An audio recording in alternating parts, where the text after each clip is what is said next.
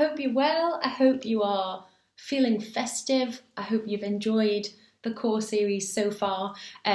This week we are looking at Jesus is joy, and I have actually really enjoyed researching and reading and putting writing this. It's actually been really, really nice. And I know we've been thinking about Advent and kind of hope and peace and love, and now it's my turn for joy. Anyone would think that the series is planned and planned well. They all flow together. So I am going to be talking about joy and how it kind of flows out of hope and peace. So hopefully the other weeks I'll kind of talk about those things as well, because I feel like you can't talk about joy without those other things. So that's me this week. And I think really I wanted to start thinking about the difference between joy and happiness, because I think for a lot of people, when they talk about joy and things bringing them joy, what they actually mean is that they bring them happiness, they make them happy, or they feel good. When you think about if you're buying something or your job or all those sorts of things that we kind of look to bring us joy, what we actually mean is happiness, because it's circumstantial. It's based on receiving something or on giving a gift to somebody or fulfillment in our job or our children making us happy and all these things that we call joy. But I think we actually mean happiness. I guess a prime example of this is if you've seen the Netflix series where Marie Kondo says, anything that doesn't spark joy, throw it out. And she's kind of decluttering and organising things. Anything that doesn't bring joy, throw it out. But I don't think that is what she means. I don't think that's the kind of joy that the Bible is talking about. And so I think the way we use the word now has kind of meant that it's lost its significance a little bit. But if we can get our heads around joy not being happiness, not being circumstantial or attached to anything, our circumstances, our situations, material things, it's nothing like that. It's completely different. And I think because of kind of maybe our understanding of happiness and joy, I think as Christians or followers of Jesus, we very often think, and we're under the illusion, that we need to be happy all the time. And again, I don't think that that is what the Bible is saying at all. Joy is different, is completely different. And in the midst of terrible circumstances, we are not expected to be happy about what's going on around us. God is not expecting us to be happy when a friend or relative or someone we care about has died or is going through a hard time or we're sick. We're not supposed to pretend like everything's fine because we have joy, and it's not that. Sometimes life is really hard and our circumstances are awful, but when we understand that our joy is not dependent on that, that is actually happiness. It helps us to live differently and understand God differently. And for us, joy is deep rooted in Jesus and who he is and what he's done. And it's an internal, significant change. Something happens that only God and the Holy Spirit can do internally in us to allow us to have joy when we decide to follow Jesus. And I think it's okay to understand that we don't have to fake happiness and that toxic positivity and everything happens for a reason, and we don't have to live like that. That's not what being joyful is. It is different, and we can acknowledge the bad and we can sit in the bad and we can wade through the bad and we can support other people doing the same thing while still having a deep rooted joy. And I think for the festive period especially, it can be a really happy time, but it for a lot of people can also be a really painful and a really difficult time. Some loved ones aren't here, sometimes money's tight and it's a struggle, sometimes we're lonely. There's so many different things, and I think just being aware over this festive period that it's not a nice time for everybody, but that as believers and people who follow Jesus, we can still have a joy, despite if we are one of those people who is feeling a bit like that over this festive time. And I actually have just a little thing to read out that I really liked from a little book called Here and Now. It's like a daily devotional, and it's about joy. And it says, "Joy does not come from positive predictions about the state of the world. It does not depend on the ups and downs of the circumstances of our lives. Joy is based on the spiritual knowledge that while the world in which we live is shrouded in darkness, God has overcome the world. Jesus says it loudly and clearly, 'In the world you will have troubles, but rejoice, I have overcome the world.' The surprise is not that unexpectedly things turn out better than we hoped. No, the real surprise is that God's light is more real than all the darkness, that God's truth is more powerful than all human lies, and that God's love is stronger than death." And I just really liked that and thought it really emphasised the point of joy being a different thing to happiness. And I think the Old Testament is full of examples of this. It is full of persecution and lament and exile and separation from God and so many terrible circumstances and war and all these things. But there's always a but. Like I said when I preached in person a few weeks ago now, God never finishes it on a negative. There's always a but, there's always a hope, there's always a next part.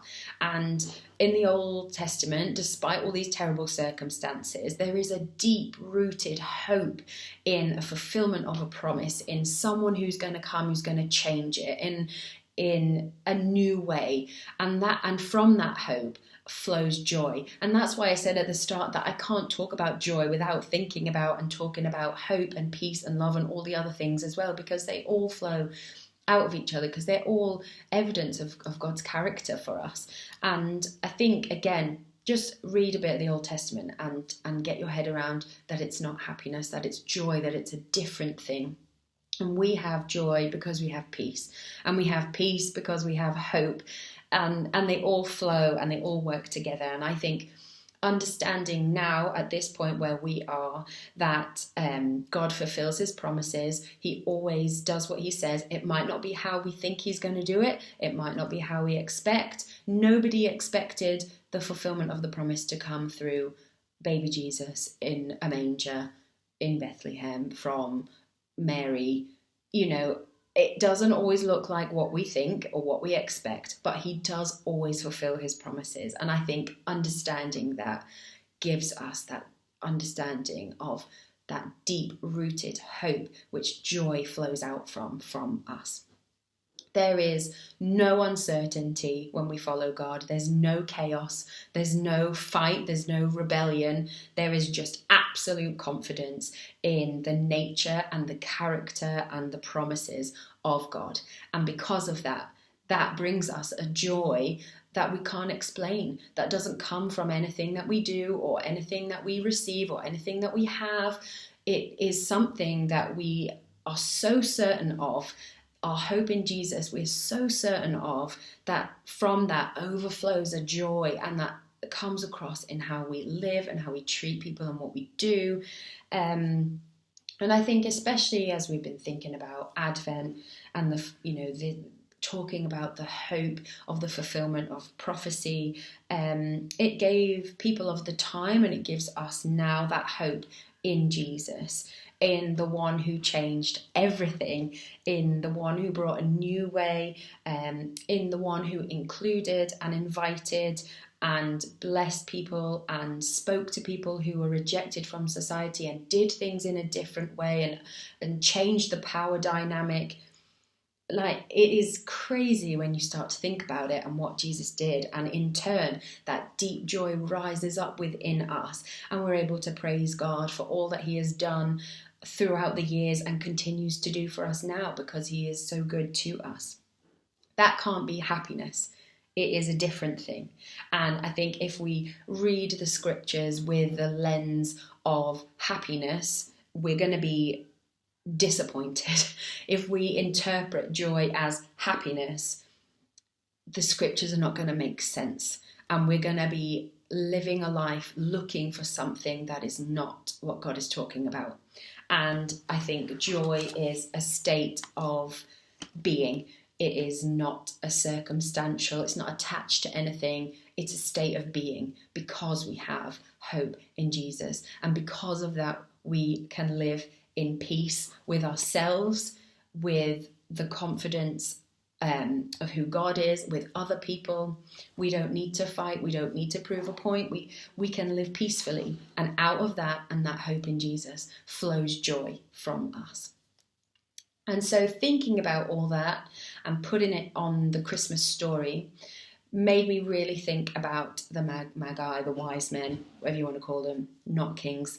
You can call them kings, I don't mind. But I was particularly thinking about that. And I have gone rogue a little bit because I don't think I was meant to read from Matthew, but I have, so sorry. But Matthew chapter 2, verses 9 and 10 are really significant to me because I wanted to read the story in each of the Gospels, and I think it's important to understand the significance of the language.